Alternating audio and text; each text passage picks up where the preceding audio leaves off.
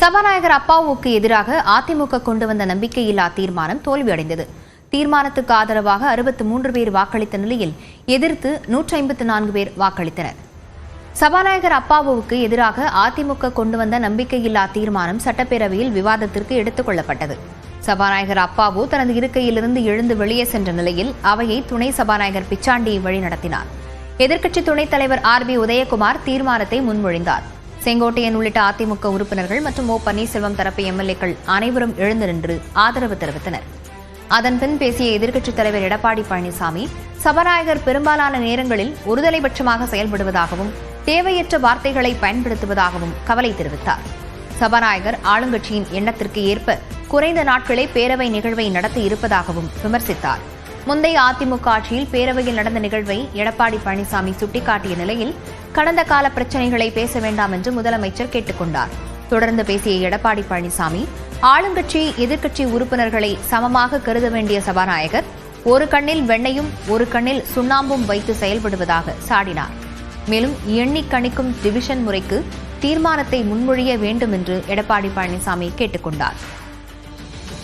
அதிமுக கொண்டு வந்த தீர்மானத்தை எதிர்த்து பேசிய காங்கிரஸ் உறுப்பினர் செல்வபெருந்தகை, சபாநாயகர் நியாயமாக நடந்து கொள்வதாகவும் அவருக்கு எதிராக தீர்மானம் கொண்டு வந்திருப்பது விசித்திரமானது என்றும் கூறினார். தான் பேச மறந்ததை கூட சபாநாயகர் பேசுவதாக கூறிய செல்வபெருந்தகை, அதிமுக உறுப்பினர்கள் கொண்டு வந்த தீர்மானத்தை முறியடிக்க தயாராக இருப்பதாக தெரிவித்தார். இதேபோன்று விசிக, இந்திய கம்யூனிஸ்ட், மார்க்சிஸ்ட் கம்யூனிஸ்ட், மதிமுக, மனிதநேய மக்கள் கட்சி, தமிழக வாழ்வுரிமை கட்சி, கொங்குநாடு மக்கள் தேசிய கட்சிகள் தீர்மானத்தை எதிர்த்தன. புரட்சி பாரதம் கட்சி உறுப்பினர் பூவை ஜெகன்மூர்த்தி தீர்மானத்தை ஆதரித்து பேசினார். அதன்பின் தீர்மானத்தின் மீது பதிலளித்து பேசிய முதலமைச்சர், சபாநாயகர் அப்பாவு கனிவானவர் என்றும் அதே நேரத்தில் கண்டிப்பானவர் என்றும் தெரிவித்தார். 2017ஆம் ஆண்டு அவையில் நடந்த விதிமீறல்களைப் போன்று மீண்டும் நடந்துவிடக்கூடாது என்பதற்காகவே சபாநாயகராக அப்பாவுவை முன்மொழிந்ததாக விளக்கமளித்தார். திமுக அரசின் மீது குற்றம் குறை கூற முடியாத காரணத்தால் இப்படி ஒரு தீர்மானத்தை அதிமுக கொண்டு வந்திருப்பதாகவும் முதலமைச்சர் விமர்சித்தார். இந்த பேரவை தற்போது சுவாசிக்கிற காரணத்தால் பேரவைத் தலைவர் செயல்பாட்டினை எண்ணி மகிழ்ச்சி அடைகிறேன். பேரவைத் தலைவராக மட்டுமல்ல, பேரவை கடைபிடிக்க வேண்டிய பண்பாட்டின் தலைவராக மாண்புமிகு அப்பா அவர்கள் செயல்பட்டுள்ளார் என்று நான் குறிப்பிட விரும்புகிறேன். இப்படி ஒரு தீர்மானம் கொண்டு வந்தோம் என்ற எதிர்காலத்தில் உங்கள் மனசாட்சி உறுத்தும். மாண்புமிகு பேரவைத் தலைவர்கள் மீது எய்தப்பட்ட அம்பாகவே கருதுகிறோம். இந்த அம்பை இந்த அவை ஏற்காது.